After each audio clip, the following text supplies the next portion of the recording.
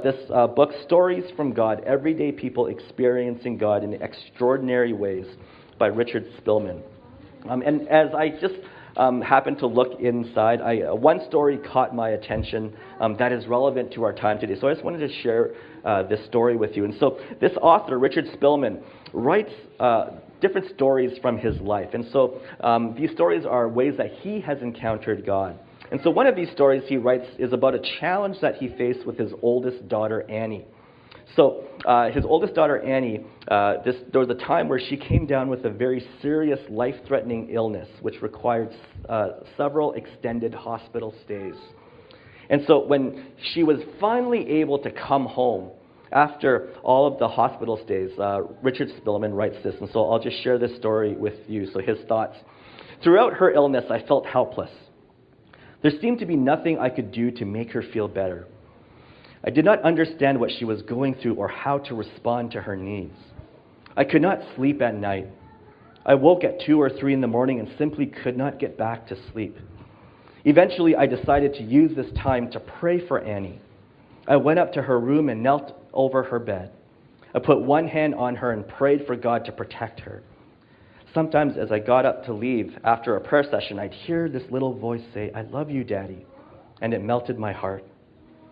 I always felt better after prayer, so I no longer resented my inability to sleep. I even began to look forward to the quiet time with the Lord, praying for my daughter. 4 years after she got sick, her condition started to improve. I was able to sleep through most of the night, so I did not get up to her room to pray for her as often. One day, something happened that brought all those moments back to my mind. On a Friday afternoon, Annie ran into the house very excited. She had a gift that she could not even wait to wrap before she gave it to me. She found it at our local Christian bookstore. She sat me down and pulled out a painting, and she started to cry as she gave it to me. And one look at the painting, and I was in tears as well. It was a painting of a father kneeling over his daughter's bed in prayer. The caption said spiritual warfare, and it quoted James 5:16. The prayer of a righteous man is powerful and effective. Annie told me just how much those early morning prayers meant to her. That at that instant, I was in such awe of God and his grace that I was speechless. He let me know the true power of prayer. That moment with Annie redeemed all the sleepless nights of worry.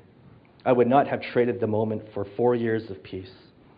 I learned that the real power is not in the content of the prayer, but in the act of praying.